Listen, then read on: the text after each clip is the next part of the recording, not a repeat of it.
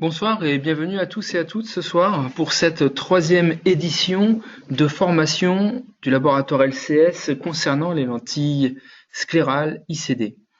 C'est à nouveau pour moi ce soir un grand plaisir de vous accueillir dans cette formation. Vous êtes nombreux ce soir. Il y a des habitués, comme d'habitude, et puis je dirais presque comme à chaque session, de nouveaux arrivants. Et ça me fait extrêmement plaisir de voir que ces formations présentent un réel intérêt auprès donc de nos clients. Ce soir, d'abord, je vous remercie de votre participation, de tout simplement euh, votre assiduité à ces formations et puis de votre démarche de vouloir essayer pour certains une nouveauté en termes de formation puisque nous avons de nouveaux arrivants ce soir.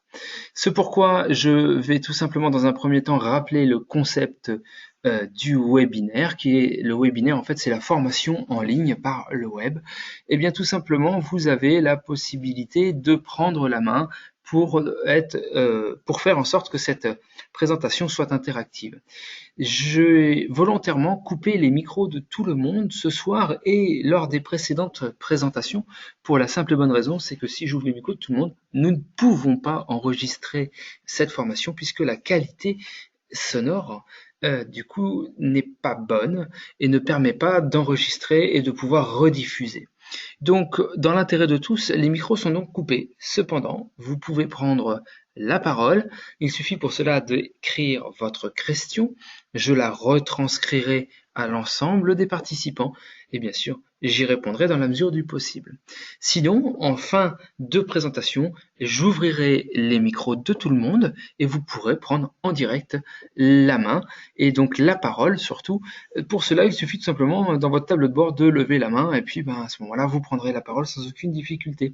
Voilà, de nouvelles personnes arrivent depuis le début de cette formation. Je vous souhaite à tous et toutes la bienvenue et nous allons démarrer dès maintenant. Nous allons commencer par des rappels pour les nouveaux arrivants, juste aussi pour vous dire que les précédentes formations ont été enregistrées. Elles seront en ligne sur notre site internet. Celles de la semaine dernière seront en ligne normalement en début de semaine prochaine. Celles de cette semaine également, en tout cas c'est mon souhait. Et puis celles d'il y a 15 jours, 3 semaines sont déjà en ligne et accessibles sur notre site internet en consultation ou téléchargement. Le rappel de la lentille sclérale, ICD 16.5 parce que 16.5, vous voyez ici, c'est tout simplement son diamètre. Il y a un diamètre unique sur cette lentille sclérale, un diamètre de 16,5 mm pour un matériau en fluorosilicoacrylate de DK 145, qui s'appelle HDS 100.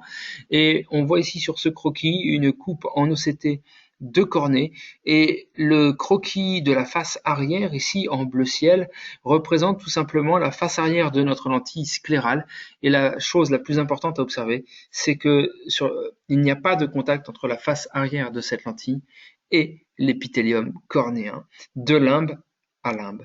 Donc c'est une lentille non pas dite de contact mais une lentille sclérale qui passe en pont. On pourrait presque l'appeler une lentille de non-contact. C'est vraiment une lentille qui ne doit absolument pas toucher l'épithélium. Et en fait, ce réservoir que l'on voit entre la cornée et la lentille, eh bien cet interstice, cette clearance va permettre de créer un réservoir de larmes. Et c'est ce pourquoi ces lentilles, on l'a vu lors de la première présentation, présentent une indication toute particulière pour les pathologies de surface, les sécheresses oculaires, même les plus sévères, mais également les cornées irrégulières qui représentent un peu plus de 80% des adaptations et prescriptions en lentilles mini-sclérales ICD. Alors, je viens de parler de lentille mini-sclérale, en fait, c'est parce que la lentille sclérale démarre à 18 mm, la lentille mini-sclérale démarre à 15, elle est située entre 15 et 18 mm, et en dessous de 15, c'est la lentille cornéosclérale. Donc, voilà pour resituer un petit peu ce qu'est cette lentille mini-sclérale, lentille ICD. Le matériau HDS 100 DK145, une épaisseur de 0,29 mm, c'est à peu près 2 fois plus épais qu'une lentille rigide, c'est tout simplement pour que la lentille ne fléchisse pas et ne s'affaisse pas, pour garder toujours cette clearance, ce ménisque de larme suffisamment important entre la face arrière de la lentille et la cornée. Et un DK sur E de 50 ce qui permet donc un bon respect des critères physiologiques au niveau de l'oxygénation cornéenne. Et on ne parlera pas de rayons sur ces lentilles, on parle de flèches, et les flèches en fait représentent tout simplement le creux de la lentille. Plus la flèche est importante, plus la lentille est creuse, et donc ça correspond tout simplement à plus l'élévation de la cornée, plus l'ectasie sur la cornée sera importante, et plus on prendra une flèche importante. On va voir ça juste après. Un large panel de puissance et un renouvellement de 2 ans lorsque la lentille est correctement et convenablement entretenue.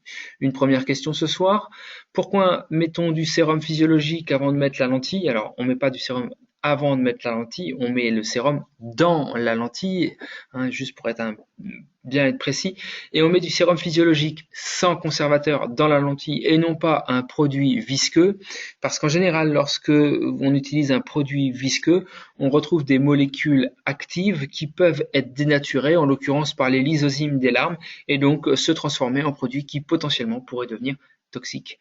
Voilà, donc le sérum reste le seul produit inerte qui n'est pas dénaturé par les composites présents dans les larmes, et c'est pourquoi je vous invite à remplir ces lentilles sclérales ou mini-sclérales de sérum physiologique sans conservateur, donc en unidose, et exclusivement ce type de produit, enfin de sérum, pardon.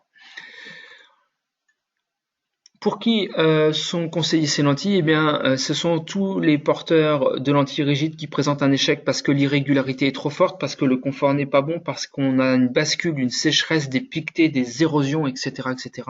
Ce sont toutes les cornées irrégulières, qu'on parle de kératocone, de pellucide, de greffe d'anneaux, de poches réfractives, mais également grâce à son réservoir de larmes et le maintien d'un état liquidien permanent entre la face arrière de la lentille et l'épithélium cornéen, eh ben, on peut gérer pas mal de problèmes de surface tels les brûlures, les symblepharons, les kératites et puis les syndromes d'œil sec, même les plus sévères, une kératite filamenteuse pouvant être parfaitement adaptée avec ce type de lentille. C'est d'ailleurs une indication, une vraie indication.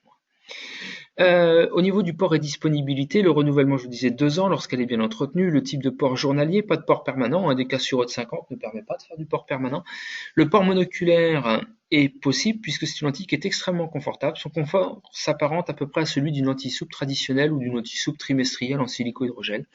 Et puis la disponibilité, eh bien les lentilles vous sont envoyées à l'unité avec une lentille droite, une lentille gauche dans des étuis rebouchables s'il y avait besoin de retourner la lentille, tout simplement. Le budget porteur moyen, c'est environ 33 € par mois pour une adaptation binoculaire. C'est le même coût de revient qu'une adaptation lentille jetable journalière au quotidien.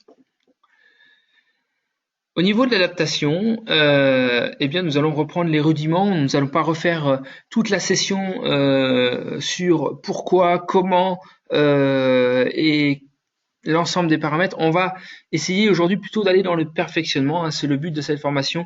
Si des fois vous avez des questions sur comment ça marche, quelles sont les bases pour pouvoir démarrer sereinement, il y a une formation qui vous est accessible sur notre site web.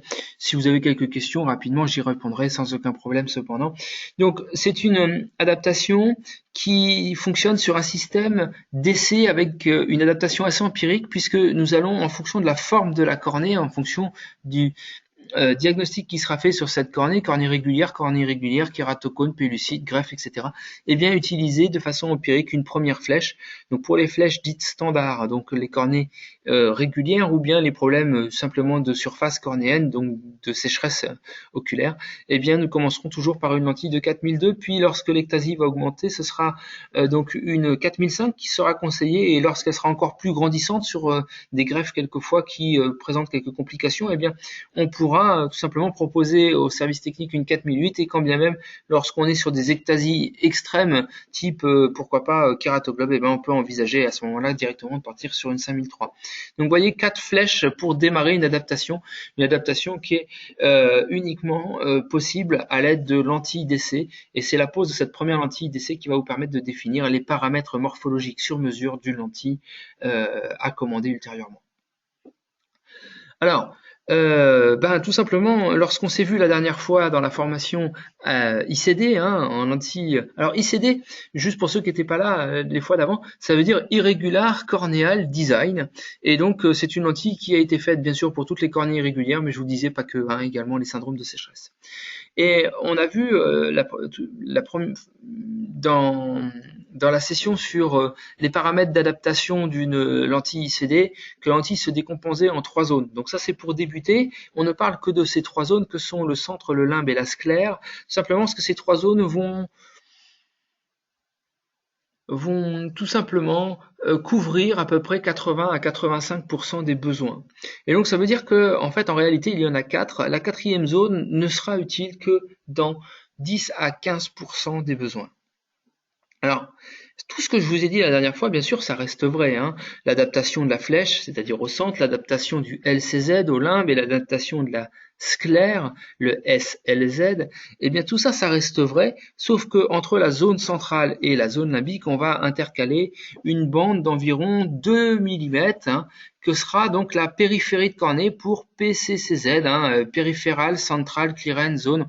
Bon, alors là, ça veut dire périphérie centrale, ce qui veut en français pas dire grand-chose, mais c'est vraiment la périphérie de cornée sur un diamètre compris entre 7 et 10 mm. Hein, voilà. Et donc cette zone ici de PCCZ que l'on retrouve également ici, eh bien ça correspond en général au bord d'un greffon. Hein. Donc lorsqu'on a un contact par exemple au bord d'un greffon, on peut être amené à changer cet indice de PCCZ et non pas l'indice du limbe, ou bien ça correspond parfaitement en général au contact que l'on peut avoir sur une ICD lorsque vous serez face à une dégénérescence marginale pellucide, l'ectasie étant vraiment plus basse et beaucoup plus décentrée, eh bien c'est bien souvent le PCCZ et non pas le limbe qu'il faut modifier. Une question ce soir sur eAdapt. eAdapt, notre logiciel d'aide à l'adaptation dont on reparlera tout à l'heure. Dans eAdapt, justement, on peut utiliser ce PCCZ. Il faut pour cela demander un code spécifique pour avoir accès au PCCZ. N'hésitez pas à vous envoyer un mail sur e-learning et on vous renverra le code à rentrer dans eAdapt et la procédure pour enregistrer ce code pour avoir accès au PCCZ. Alors on me met adaptateur expert, oui bien sûr, en adaptateur expert on peut avoir accès à ce PCCZ et ce PCCZ est indispensable pour commander les lentilles lorsque vous avez besoin de commander ce PCCZ, donc n'hésitez pas à faire la demande de ce code. Il n'y a aucun problème, on vous le donc au service technique ou bien sur e-learning et on vous donnera ce code sans aucun souci. Alors je vous détaille comme la dernière fois les 3 zones de cette lentille pour vous expliquer un petit peu comment ça fonctionne. Alors, au centre, on a dit c'était la flèche. Au centre, lorsque on est en adaptation sur ce type de lentille, eh bien, ça doit être tout jaune au centre avec donc il ne doit absolument pas y avoir de contact et donc on doit avoir une clearance maximale de 400 micromètres. Pourquoi 400 micromètres? Parce que si vous êtes au-delà de 400 micromètres, eh bien, le décassureux du ménisque de l'arme est inférieur à 20. Et du coup, eh bien, le risque d'hypoxie existe. Le risque d'hypoxie n'est pas directement lié à la lentille, mais à une mauvaise adaptation de cette lentille. Alors, mauvaise adaptation de cette lentille, c'est brutal hein, comme terme. On pourrait dire à une flèche qui est tout simplement trop importante et qui engendre une clearance trop importante également, et un excès de clearance, la clearance étant la hauteur du ménisque de l'arme, eh bien tout simplement va engendrer ou peut engendrer donc une légère hypoxie cornéenne ou une hypoxie cornéenne tout court, tout simplement parce que le déca des larmes c'est 80 et que lorsqu'on a une épaisseur de 400 microns, eh bien quand on divise 80 par 4, eh bien ça fait 20 de dégâts sur eux. Je prends un autre exemple, si je divise ce même dégât des larmes de 80 par une épaisseur de 200 microns, eh bien là ça fait 40 de dégâts sur eux, et 40 ça ne pose plus de problème. Voilà. Donc d'où l'importance d'avoir des repères, et les repères c'est vraiment maximum 400, on le verra, l'idéal c'est entre 2 et 300. Voilà. Alors, cette zone centrale, elle est définie par la flèche. Hein, donc, quand on parle d'ICD 4002, eh bien, ça veut dire que la lentille est moins creuse. Et si sur la même cornée, je mets une 4005, la lentille sera plus creuse et donc l'épaisseur des larmes ici sera plus importante sur une 4005 que sur une 4002. Et donc elle sera plus importante de combien? Ben, entre 4005 et 4002, il y a 300 microns, et ben, il y aura 300 microns de ménisque de larmes en plus, tout simplement. Donc la flèche influe directement sur la clearance en zone centrale uniquement. La flèche n'influe que sur la zone centrale. Ensuite, on a le PCCZ. Alors le PCCZ, c'est cette bande, je vous disais, entre 7 et 10 mm qui correspond donc par exemple à l'apex d'une DMP, par exemple, à la zone de contact d'une DMP sur une lentille ICD. Et donc cette zone de PCCZ, on le voit ici, il doit y avoir une parfaite clearance, c'est-à-dire un ménisque de larme entre l'épithélium et la face arrière de la lentille. Et encore une fois, le discours est le même, ni trop, ni trop peu. Donc il faut au moins 100 microns. De toute façon, en dessous de 100 microns, vous ne verrez pas qu'il y a de la clearance. En dessous de 100 microns, la clearance est quasiment plus visible. Mais il ne faut pas non plus excéder 300 microns. Il faut que ce soit raisonnable et que ça suive à peu près le profil cornéen à 200 microns près, on va dire. Et puis le limbe, on l'avait vu également, donc ça n'a pas changé, toujours une clearance au niveau du limbe, ni trop ni trop peu. On voit ici comme une sensation de contact, parce que c'est plus noir. En fait, c'est pas un contact, c'est un effet d'ombrage, parce que la lumière est à gauche et quand je la redécale à droite, eh bien si le contact disparaît, c'était une ombre. S'il disparaît pas, c'est que c'est un vrai contact et on verra ce qu'il faut faire juste après. Et puis nous avons ici la sclère. Alors sur la sclère, eh bien la lentille ne doit la conjonctive, les vaisseaux de la conjonctive bulbaire ne doivent pas être comprimés.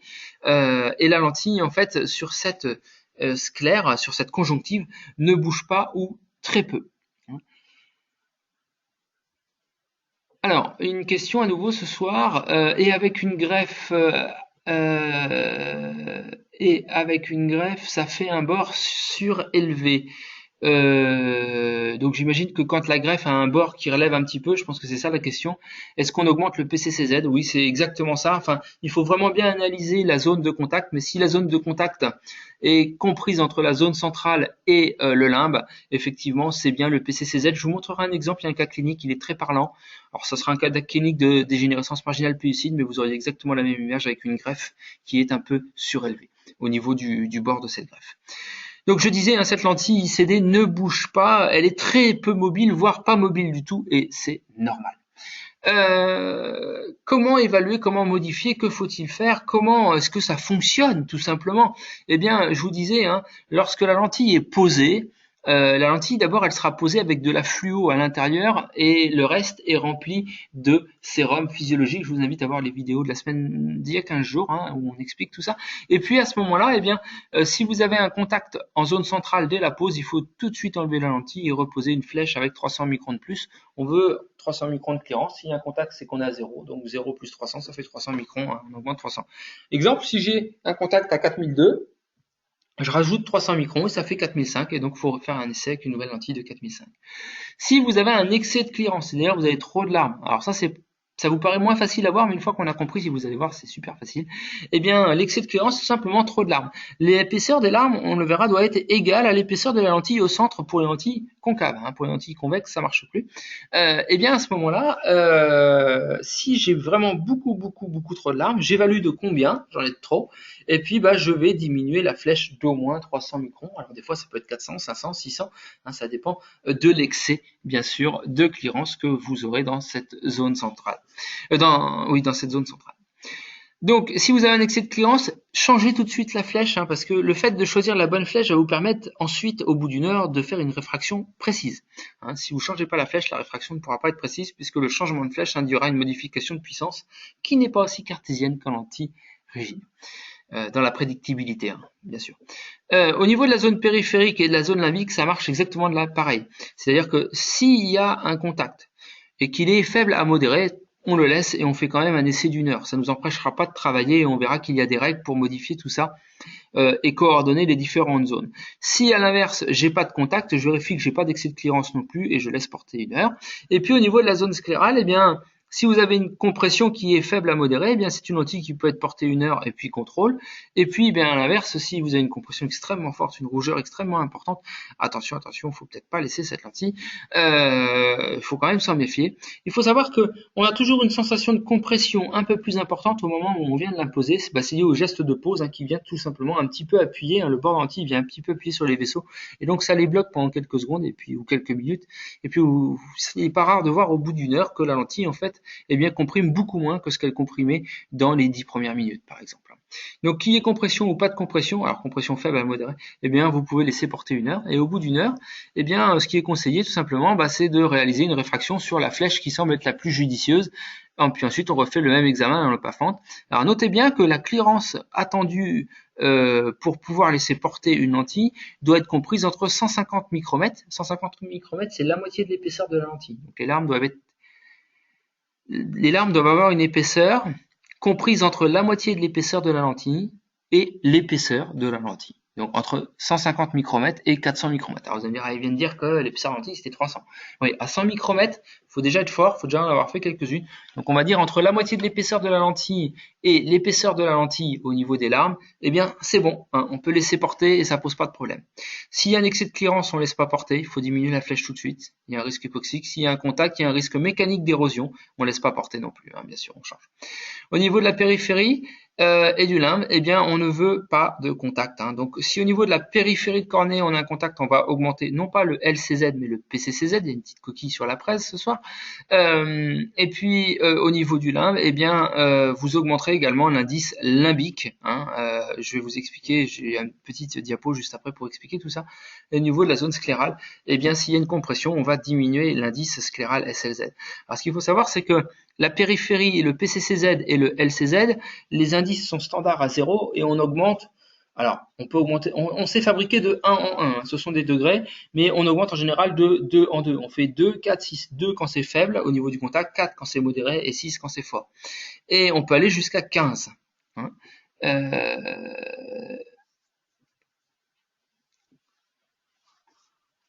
Alors j'ai une question, ça veut dire faire enlever la lentille au bout d'1 heure et remettre la fluo pour voir. Oui, alors pas forcément remettre la fluo, on a vu quelquefois que il est tout à fait possible d'analyser, je vous remontrerai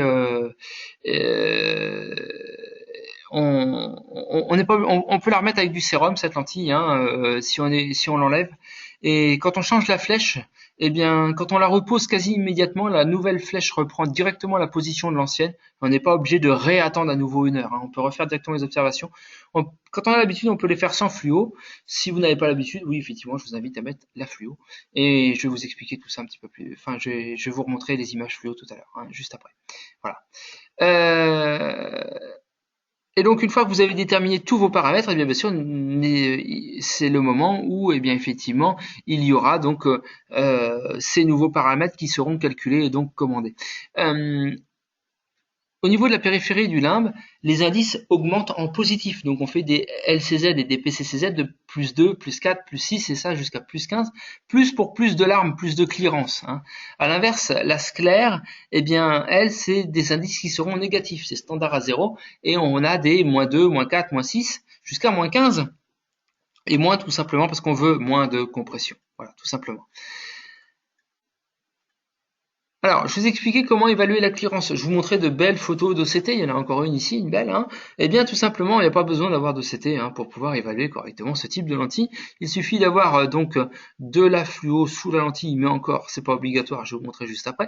Et puis, une épaisseur, une lampe à fente qui permet d'avoir une fente fine et vous allez faire une coupe optique tout simplement. Et vous verrez donc d'abord l'épaisseur de la lentille. Si elle est concave, elle fait 300 microns en son centre, elle fera jamais plus. Ça fait exactement 290 pour les gens qui veulent de la précision, de l'extrême précision. Et puis ensuite, vous avez l'épaisseur des larmes. L'épaisseur des larmes, ça va de la face arrière de la lentille jusqu'à l'épithélium. Et on voit ici qu'on a 2 fois l'épaisseur de la lentille. Donc on a 2 fois 300 microns, ce qui fait 600 microns. Donc en fait, il y a 300 microns en trop. Il faudra retirer 300 microns à la flèche. Et puis derrière, on a l'épaisseur de la cornée. Je vous invite à ne pas utiliser l'épaisseur de la cornée pour évaluer l'épaisseur des larmes. Pour la simple et bonne raison, c'est que les cornées varient en épaisseur, qu'elle soit pathologique ou pas. Donc méfiez-vous toujours de l'épaisseur d'une cornée. Et puis ici, bah, vous avez une clearance de l'arbre qui est optimale. Alors ici, hein, on utilise plutôt un grossissement moyen à fort, un éclairage fort et une fente fine, hein, avec un petit peu d'angle pour faire une coupe tout simplement.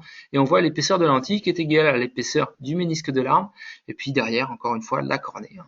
Et puis, et donc ça c'est ce qu'on recherche. Alors vous remarquerez juste avant, hein, dans la photo d'avant, c'est que lorsque vous avez vraiment beaucoup de clearance, eh bien la fluo absorbe la lumière et ne permet pas d'être colorée de la face la plus antérieure à la partie la plus postérieure du ménisque de l'arbre, et ça c'est normal. À l'inverse, quand vous avez une clearance qui est plutôt optimale et que vous avez mis suffisamment de fluo dans la lentille, eh bien à ce moment-là, presque toute l'épaisseur des larmes est colorée, voire toute l'épaisseur des larmes. Et donc effectivement, lorsque vous êtes amené à changer de lentille et que vous n'avez pas reposé la fluo, lorsque vous faites un contrôle au bout d'une semaine ou d'un mois, eh bien le porteur il n'a pas forcément de fluo, il n'aura pas de fluo il y aura pas de fluo dans sa lentille, et donc à ce moment-là, bah, voilà ce que vous observerez. Donc il y aura la face avant de la lentille avec l'épaisseur ici. Donc c'est vrai que la face arrière de la lentille elle est beaucoup moins claire, elle est beaucoup moins lumineuse, mais ça se voit très bien. Hein. Faut bien mettre de la lumière et une fente très fine. Et puis ensuite, bah, entre la face arrière de la lentille et l'épithélium, on voit bah, les larmes. Hein, donc ça fait à nouveau une zone un peu plus noire. Et puis pour terminer, la cornée. Hein, voilà. Donc, et il suffit de balayer hein, tout simplement de limbe à limbe hein, pour évaluer ses clearances. Alors c'est vrai qu'au début c'est un petit geste technique, mais très vite, hein, ça vient très vite. Et c'est assez simple hein, à analyser. Et donc, pour vous présenter donc les modifications de PCCZ et de LCZ, hein, le LCZ étant un rappel ce soir, eh bien vous avez en jaune ici donc la flèche, hein, ce qui définit la flèche. Ensuite ici vous avez une ectasie périphérique, c'est une DMP. On verra, hein, on a l'exemple, hein, c'est un cas clinique qu'on verra tout à l'heure. Eh bien on a l'indice du PCCZ et lorsqu'il est à 0 en pointillé ici, on voit que ça fait un contact. Eh bien on va augmenter l'angle entre les deux de 4 degrés ici. Hein, on a besoin d'augmenter de 4 degrés. Et à chaque fois qu'on augmente de 1 degré, alors non pas le LCZ mais le PCCZ, eh bien la clearance centrale ici va augmenter de 30 degrés également. Et donc vous retrouvez ici ce PCCZ, hein, cette zone de PCCZ qui aura été augmentée de manière à retrouver une parfaite clearance ici entre la lentille et l'épithélium cornéen. Alors au niveau du limbe, hein, c'est exactement la même chose. Ici en vert, nous avons un limbe à 0 et nous allons l'augmenter vers les pointillés, donc le pointillé étant un LCZ de plus 4. Et là, vous remarquez que lorsqu'on change le LCZ de 1 degré, eh bien, on augmente la clearance de 25 microns. Alors, le PCCZ, c'est 1 degré pour 30 microns et le LCZ, c'est 1 degré pour 25 microns. Alors, il y a deux, trois petites valeurs à retenir. C'est important parce que lorsque vous augmentez fortement le LCZ et le PCCZ, ça peut augmenter fortement la clearance centrale, même si on ne change pas la flèche. Je vous donne un exemple tout de suite. Vous avez une lentille de 4200 microns et la clearance centrale est de 200 microns. 4200 microns de flèche, 200 microns. Eh bien, si vous faites un LCZ de plus 4, vous allez déjà augmenter de 100 microns. Et en plus, si vous faites un PCCZ de plus 4 également, ça va faire 120 microns en plus. Donc 100 microns pour le LCZ, plus 120 microns pour le PCCZ, on arrive à 400 microns, puisqu'on va rajouter 220 microns à la clearance initiale qui était de 200. Et donc ces 220 microns supplémentaires eh bien, peuvent devenir préjudiciables en termes de vision, en termes d'adaptation, en termes de respect physiologique de la cornée. Et donc à ce moment-là, ce qu'il faudra faire, c'est qu'en zone centrale, il faudra diminuer la flèche d'au moins 100, voire même 200 microns pour compenser les indices périphériques qui auront été modifiés. Alors c'est là où je viens au concept de l'adaptation même des lentilles sclérales. Il faut savoir qu'une lentille cornéenne, lorsqu'elle est adaptée, eh bien on l'adapte du centre vers la périphérie. Je m'explique, c'est-à-dire que tout paramètre de R0 qui sera changé au centre aura une incidence sur le dégagement de sa lentille. Un exemple, plus j'aplatis une lentille, plus le dégagement de la lentille est fort. Hein. C'est une relation de cause à effet. Donc en lentille rigide, tout ce qui est modifié au centre a une action sur le bord. Eh bien, lentille sclérale, c'est tout simplement l'inverse. C'est-à-dire que tout ce que je fais au centre ne modifiera pas le bord. Mais par contre, tout ce qui se passe au bord aura une incidence sur le centre. Et je viens de vous l'expliquer. Dès l'instant que je change le limbe, eh ben, ça va augmenter ma clearance en PCCZ et ça augmentera aussi ma clearance au centre. Alors la clearance en PCCZ, on ne la calcule jamais, bien sûr, hein, la clearance induite. Hein. Et il en est de même. Si je change mon PCCZ, eh bien ça va influer sur la clearance centrale, mais ça ne changera absolument pas la clearance limbique. D'accord? Donc tout indice modifié aura une action sur les zones les plus centrales et n'aura aucune action sur les zones les plus périphériques. Voilà. Au niveau de la zone sclérale, eh bien, ce que l'on attend, effectivement, c'est une continuité des vaisseaux. Ça doit être aussi peu rouge sous la lentille qu'à l'extérieur de la lentille. Donc ça, c'est ce qu'on attend. Et il faut savoir pourquoi on vous demande d'attendre d'une heure entre l'observation initiale et l'observation finale avant on recommande des nouveaux paramètres. C'est tout simplement parce que la lentille, entre le moment où vous la posez et le moment où vous allez l'évaluer au bout d'une heure, la lentille aura perdu à peu près 100 microns. C'est parce que la lentille s'enfonce légèrement sur la conjonctive.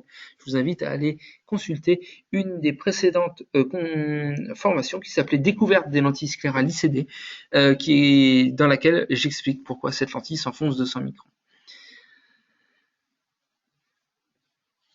Alors, une nouvelle question, est-ce que iAdapt, notre logiciel, donne la modif même en mode non expert? Alors ouais, c'est quand on est en mode non expert, oui, il donne la modif, mais quand la modification est vraiment extrêmement importante, dès l'instant que vous passez par contre en mode expert, là, il devient aussi expert que vous, et donc à ce moment-là, effectivement, il recalcule les flèches et les puissances lorsque vous modifiez les indices de limbe et les indices de PCCZ. Voilà.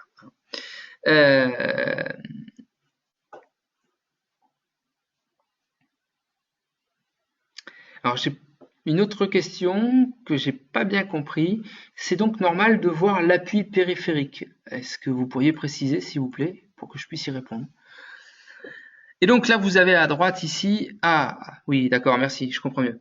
On me dit c'est donc normal de voir l'appui périphérique de la lentille au retrait de la lentille. Oui, tout à fait. C'est-à-dire que lorsqu'on enlève la lentille, eh bien quand on regarde l'œil du porteur, eh bien c'est comme si la lentille elle était toujours là. C'est parce que la lentille elle s'est enfoncée de 100 microns et elle a fait son empreinte. Et plus il l'aura mis longtemps dans le temps, déjà dans la journée, dans les semaines, dans les mois, et plus cette empreinte eh bien va perdurer.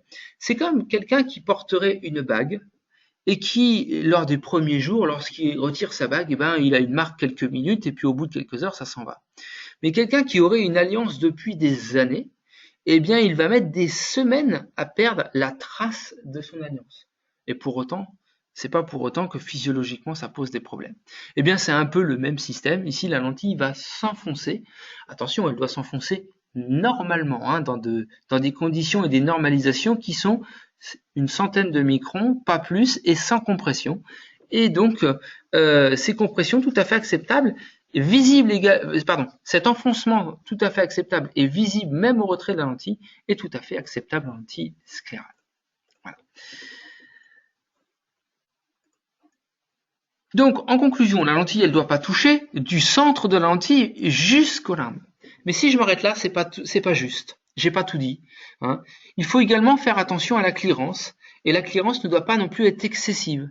Donc, on conclura par dire qu'il ne faut ni trop peu de clearance sous les lentilles ICD, sous les lentilles sclérales ou mini-sclérales. Voilà. Le protocole d'adaptation, eh bien, les essais se font donc à la pause avec une première observation, puis un contrôle plus poussé aura lieu au bout d'une heure pour justement calculer les nouveaux paramètres qui seront ensuite commandés et qui serviront à faire cette lentille sur mesure aux paramètres du porteur. Il faut savoir que des guides d'utilisation vous sont disponibles. Ce sont des guides qui reprennent la manipulation, l'entretien, et il suffit pour cela de les demander auprès du laboratoire, donc auprès de votre service client tout simplement. Et iAdapt, bien sûr, qui vous aidera, hein, alors avec des modes débutants ou experts, hein, pour vous aider en fonction de l'étape et de l'habitude que vous avez avec ce type de lentille. Alors, une autre question ce soir, est-ce que l'on propose des boîtes d'adaptation? Je pense que ce sont des boîtes d'essai, tout simplement, que vous voulez dire. Des boîtes d'essai sont disponibles, absolument. Il faut pour cela soit contacter votre délégué ou contacter le service client encore une fois, mais c'est tout à fait possible et envisageable. Lorsque la lentille Lorsque la lentille est correctement adaptée, eh bien, on vous conseille de faire un contrôle de suivi au bout d'une semaine, plutôt en fin de journée, hein, justement, et puis ce sera l'occasion de la retirer et de voir un petit peu ce qui se passe au retrait de cette lentille, et puis de faire un contrôle à 1 mois. C'est en général à ce moment-là que les lentilles sont délivrées, et puis un contrôle annuel est quand même recommandé, même si la durée de vie de ces lentilles est de 2 ans lorsqu'elle est convenablement entretenue. Au niveau de la commande, eh bien, le logiciel y adapte, hein, vous permet directement de commander par mail, hein, ou en éditant un bon de commande. Donc voilà, hein, le logiciel y-adapt peut vous permettre de commander directement ces lentilles, ou alors bien sûr notre service client, hein, sur l'adresse commande@laboratoire-lcs.com, ou bien à notre numéro de téléphone 02 31 86 66 56. Alors, comment décrypter une prescription? Parce que c'est somme toute extrêmement important. Vous avez pu juger de l'importance de tous ces paramètres, prescription ou commande, tout simplement de lentilles. Hein. Eh bien, tout d'abord, il y aura le nom de la lentille, le nom ICD pour Irregular Corneal Design, et puis vous n'êtes pas obligé de mettre 16,5, il n'y a qu'un diamètre, donc on sait que quand on commande une ICD, c'est forcément une ICD de diamètre 16,5. Alors on verra qu'on peut mettre la mention ensuite HD ou HD torique. On va voir ça juste après. Qu'est-ce que la notion de HD et HD torique? Ça sera même un peu plus tard, hein, ce sera une autre formation. Vous pouvez vous inscrire d'ailleurs dès maintenant à ces formations. Ensuite, vous avez la flèche, hein, qui définit le creux, hein, un paramètre central de l'adaptation de la lentille. Ensuite, on s'éloigne un petit peu plus en périphérie de cornée, mais on est toujours sur la cornée, le PCCZ, qui est standard à 0, qui va jusqu'à plus 15, le LCZ, qui est standard à 0, qui va jusqu'à plus 4, et puis le SLZ, lui, qui est standard à 0 et qui va jusqu'à moins 15. Hein. C'est le seul qui est négatif, hein, dans les indicateurs périphériques de cette lentille. Et puis, on termine par la puissance. Puissance qui peut être sphérique, ou on le verra dans une autre formation torique également. Voilà. Donc ici, en dessous, hein, vous avez une commande de lentille ICD HD torique. Je ne vais pas en parler ce soir. Elle servira pour une autre formation qui aura lieu d'ici quelques semaines, tout simplement. Ensuite, eh bien, toujours bien commander les ventouses. Hein. Il est indispensable d'avoir une ventouse spécifique pour la pose et une ventouse également spécifique pour le retrait. Et puis, sur les prescriptions, il n'est pas rare de voir les consignes d'utilisation qu'il est fondamental de respecter rigoureusement et tout particulièrement en ce qui concerne le nettoyage, bien masser ses lentilles, hein, parce que ce sont souvent des porteurs qui ont des larmes pas possibles et qui encrassent énormément, et surtout utiliser également un sérum physiologique en unidose. Même les bouteilles qui vous disent avoir des conservateurs photosensibles, volatiles, etc., il reste des traces et c'est toxique et ça crée des piquetés cornéens. Donc vraiment que de l'unidose. Au niveau de l'étiquetage de la lentille, lorsque vous la recevez, hein, pour contrôler que les paramètres que vous ayez commandés soient bien les bons, eh bien tout simplement, ça commence par le nom de la lentille. S'ensuit ici le fait qu'elle soit HD, HD torique ou rien du tout, c'est-à-dire standard, hein, une ICD classique. Eh bien dans ce cas-là, il n'y a pas de mention ni HD ni HD torique. Ensuite s'ensuit la flèche, le diamètre, la puissance. Alors le diamètre, en fait, il est noté, hein, parce que c'est une mention réglementaire obligatoire, hein, sur l'étiquetage, mais en fait, il n'y a qu'un diamètre, c'est 16,5. Et puis ensuite, donc la sclère, le limbe et la périphérie de cornée. Hein, voilà. Et dans la partie basse de cette étiquette, eh bien, vous avez le matériau et sa couleur. Ce sont des lentilles qui sont incolores, hein, parce que c'est comme elles dépassent du limbe, qu'elle déborde sur la conjonctive, si elle était colorée, ça se verrait, ça serait vraiment pas joli du tout. Et puis son numéro de lot pour la traçabilité, sa date de péremption. Voilà. Au niveau de la manipulation, un petit rappel, eh bien, on remplit bien la lentille de sérum physiologique sans conservateur, et si vous êtes en cours d'adaptation, il faudra mettre au moins 3 gouttes de fluo, ou bien tremper un bâtonnet de fluo pour lentille rigide. On utilise des grosses ventouses à succion, et il ne faut surtout pas couper les ventouses, parce que si on coupe la ventouse, la lentille, elle tient moins bien. Le bord peut s'abîmer, et un bord sur une conjonctive, un bord abîmé sur une conjonctive, ça ne se sent pas, ça ne se ressent pas toujours, mais par contre, ça fait des dégâts, quelquefois, somme toute, extrêmement impressionnant et gravissime. Au niveau des lentilles, pour le retrait, eh bien, instiller toujours une goutte de sérum pour faciliter le retrait, faire un petit push-up, hein, rendre la lentille un peu plus mobile, et puis utiliser une ventouse de retrait à 45 degrés. Il faut ventouser cette ventouse dans la partie basse et non pas au centre, et pivoter la lentille pour faire passer un petit peu d'air sous le bord de la lentille. Alors, eh bien, on va rentrer dans le vif du sujet de ce qu'est l'ICD HD. Alors, l'ICD HD, en fait, il faut que je vous raconte d'abord ce qu'est l'ICD tout court. L'ICD tout court, eh bien, c'est toute une gamme de lentilles avec des flèches très variées de 3009 à 5003. Voire même 5006, hein, excusez-moi, on va jusqu'à 5006. Ça fait 18 flèches, et sur 18 flèches, eh bien, on a des coefficients d'aspéricité et des tailles de zone optique qui diffèrent d'une flèche à l'autre. Ce qui fait que certains porteurs, lorsqu'on passe d'une flèche de 4005 à une flèche de 4004, eh bien, vont perdre en acuité visuelle parce que l'asphéricité de la lentille n'est plus en bonne adéquation avec l'asphéricité de la cornée, et donc ça peut créer un système aberrationnel préjudiciable pour l'acuité visuelle de votre porteur. Parce que certaines flèches ont des aspéricités extrêmement fortes, alors que d'autres ont des aspéricités beaucoup plus modérées. Eh bien, l'ICD HD, c'est quoi? C'est tout simplement une aspéricité beaucoup mieux maîtrisée, hein, beaucoup plus soft, et puis surtout une taille de zone optique beaucoup plus grande pour en améliorer le confort visuel. Et l'ICD HD, ça s'adapte exactement comme l'ICD. C'est-à-dire que tous les indicateurs périphériques de PCCZ, LCZ, PCCZ, LCZ et SLZ que nous avons vus précédemment sont exactement les mêmes sur une ICD HD. Et quand on a une ICD HD 4200 microns, eh bien, une ICD 4200 microns, on peut commander une ICD HD 4200 microns. C'est-à-dire que il n'y aura pas de souci, sauf que la puissance sera totalement différente. Donc, si la lentille à commander est une ICD, il faut surtout commander une ICD à cause de la puissance. Si vous avez une ICD HD, il faut surtout commander une ICD HD. Alors, il est vrai qu'en 2015, l'ICD HD a débuté et donc on a gardé ces deux géométries de lentilles. En gardant en première intention, puisqu'il y avait déjà beaucoup d'ICD en cours, eh bien, en gardant en première indication l'ICD. En 2016, on s'aperçoit que l'ICD HD progresse énormément, et donc la première indication sera de faire une ICD HD.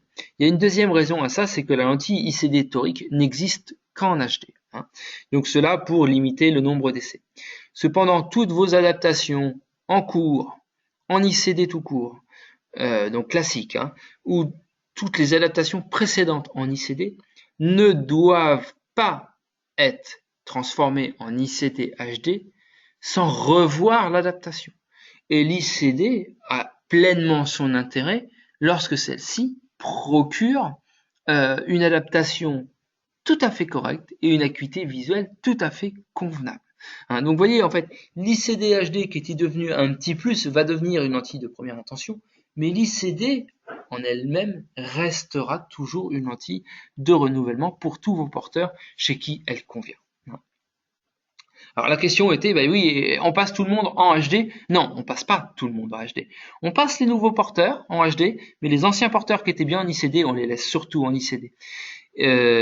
Certains porteurs, par exemple, qui ont une flèche de 4002 ou 4005 en ICD, si vous les passez en HD, eh bien, ils ne verront pas de différence visuelle. Si ce n'est que vous aurez perdu du temps, ils auront perdu du temps, et en plus, on aura fabriqué au moins 2 lentilles pour convertir l'ICD en HD à cause de la puissance qui n'est pas directement transcriptible d'une géométrie à l'autre. Voilà. Donc faites bien attention, si c'est une ICD, on commande une ICD, si c'est une ICD HD, on commande bien une HD. Voilà. Allez, j'en ai fini pour la HD, je vous propose quelques cas cliniques, parce que c'est toujours extrêmement apprécié et appréciable pour mettre en application. Il s'agit ici d'une belle dégénérescence marginale pellucide, avec une primo-adaptation anti-rigide qui, à défaut d'être au mieux, était au moins mal, on va dire.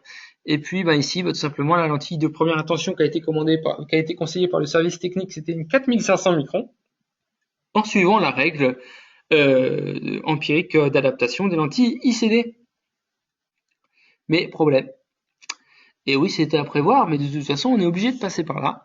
C'est qu'à la pose de cette lentille, il y a un gros contact. Alors comment je vais voir que c'est le PCCZ et non pas le LCZ? Comment je vois que c'est la périphérie de cornée et non pas le limbe? Eh bien, vous voyez cette languette de fluo ici, au niveau du limbe, me dit que ici j'ai clearance au niveau du limbe. Donc si j'ai clearance au niveau du limbe, je ne change pas le LCZ. Par contre ici, en périphérie de cornée, j'ai contact. Donc je vais changer ici que le PCCZ. Alors vous voyez ici, hein, dans le logiciel iAdapt, on vous propose des croquis, et les croquis vous expliquent la même chose. Ici on est en zone centrale, ici on va être en zone périphérique. Alors ici on l'a mis dans l'axe horizontal, mais peu importe l'endroit, l'axe dans lequel vous avez votre contact. Et vous voyez ici cette petite bande de fluo limbique. Eh bien, ça signifie ici que c'est pas l'indice limbique qu'il faut changer, c'est l'indice du PCCZ. À l'inverse, lorsque ici vous avez un contact vraiment sur le limbe anatomique, eh bien c'est le LCZ que vous changez. Et puis le SLZ hein, pour les compressions de la conjonctive bulbaire. Et donc dans cette adaptation, c'est le même schéma que tout à l'heure, puisque c'était cet exemple hein, qui avait été choisi pour expliquer le PCCZ. Eh bien ici, vous allez changer le PCCZ de 4 degrés en fonction donc de la taille de ce contact et des schémas qui vous sont proposés dans notre logiciel. Vous verrez qu'un PCCZ de plus 4 est parfaitement conseillé ici. Et donc en augmentant le PCCZ de plus 4, eh bien vous allez augmenter la clearance en périphérie de cornée. Hein, ça c'est le premier effet souhaité. Mais entre guillemets l'effet secondaire, eh bien c'est que vous allez en même temps augmenter la clearance centrale de 120 microns. Alors si au début vous étiez sur une clearance de 200 microns, ça va faire 320, c'est tout à fait acceptable. Mais si vous étiez déjà en limite à 400 microns, eh bien là ça va plus être acceptable puisque vous passerez à 520 microns. Voilà. Alors le logiciel, lui, tout simplement, ici, en fonction des dessins qui vous sont proposés, vous choisirez que c'est un contact modéré, un LCZ de plus 4, et lui va vous conseiller de ne pas changer la flèche, considérant que votre flèche de départ permettait une clearance maximale de 300 microns, ce qui va vous porter aux environs de 400, et ce qui reste tout à fait acceptable. Si lors de votre analyse, vous aviez vu déjà une clearance en limite d'excès à 400 microns, à ce moment-là, il faudra passer par le mode expert et vous direz dans le mode d'expert que vous voulez en plus diminuer le centre de 100 ou de 200 microns parce que vous étiez déjà presque en limite au départ. Voilà, hein, voilà. Donc il y a deux modes, hein. Il y a les modifications classiques des lentilles avec les petits dessins et puis les modifications experts.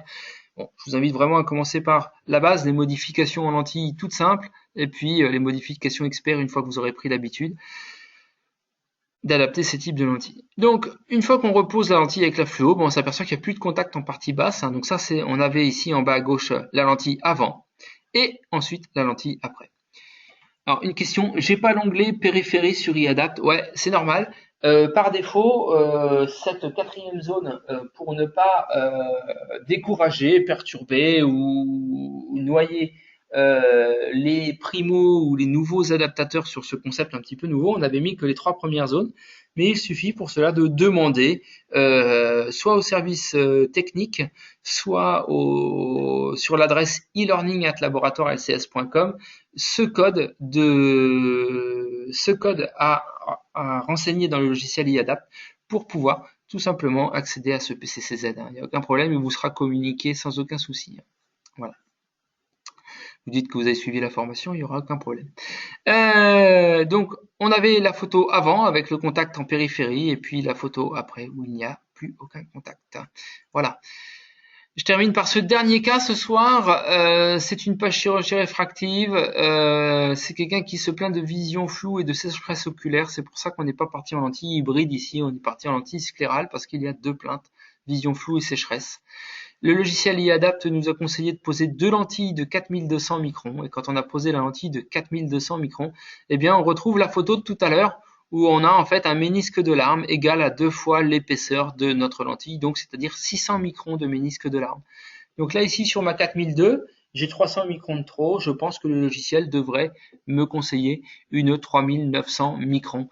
Alors eh bien c'est exactement ce qui s'est passé, on avait une 4002-2 avec une réfraction complémentaire de -6, je suis resté en lentille ICD standard, je ne suis pas passé en HD, faut le savoir ici, et donc ma lentille de 3900 microns, eh bien il m'a conseillé une puissance de plus de 50. Il a tenu compte de tout, de la réfraction complémentaire, du changement de flèche, de la puissance initiale, etc. Je repose la lentille, et là, la lentille est parfaite en termes de clearance. Ici, je retrouve mes 300 microns, égale à l'épaisseur de la lentille, l'épaisseur des larmes égale à l'épaisseur de la lentille. Donc là, c'est vraiment tip top. Alors pour pinailler, on a même un tout petit peu moins de 300 microns. On est plutôt aux alentours de 250 ici. Et puis, eh bien, j'ai un petit problème ici, c'est que l'acuité, elle ne monte pas. Elle plafonne à 7/10. et c'est non améliorable. Alors des acuités qui plafonnent, c'est très très fréquent lorsqu'on a un excès de larmes, hein. Mais là, j'ai pas d'excès de larmes, et d'ailleurs ça a été vérifié à la lampe à fente, hein, il n'y a vraiment pas d'excès de larmes. Alors qu'est-ce que ça peut être? Eh bien, c'est typiquement le cas où la sphéricité de ma lentille en 3009 n'est vraiment pas en bonne adéquation avec ma cornée. Et donc, ça génère des aberrations qui vont pénaliser l'acuité visuelle, le potentiel visuel d'acuité de votre porteur de lentille. Et à ce moment-là, il suffit tout simplement de commander la même lentille, mais en HD.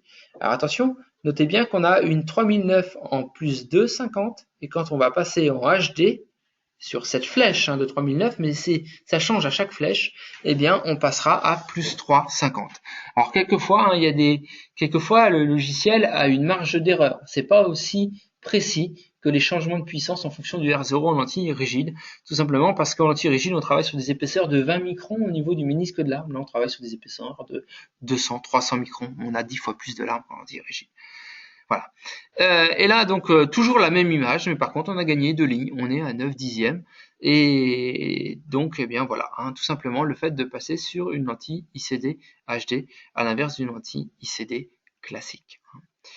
Voilà, quelques conseils pour terminer, c'est toujours les mêmes que ceux que je donne habituellement dans les précédentes formations. C'est bien penser à lubrifier, humecter les lentilles et surtout, penser au clignement.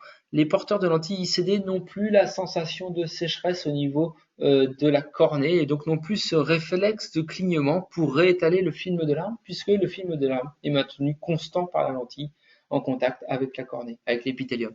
Donc il faut leur faire penser au clignement, quitte à leur donner des exercices de clignement.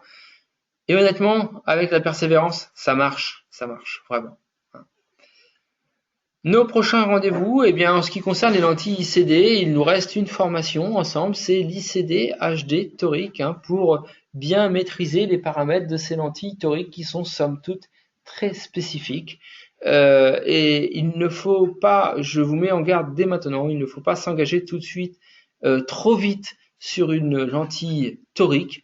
Souvenez-vous d'abord que le rôle premier d'une lentille ICD, qui veut dire Irregular Corneal Design, est avant tout de retrouver une surface régulière sur laquelle il est envisageable et tout à fait raisonnable de mettre une lunette pour arriver au potentiel visuel maximum si cela est nécessaire.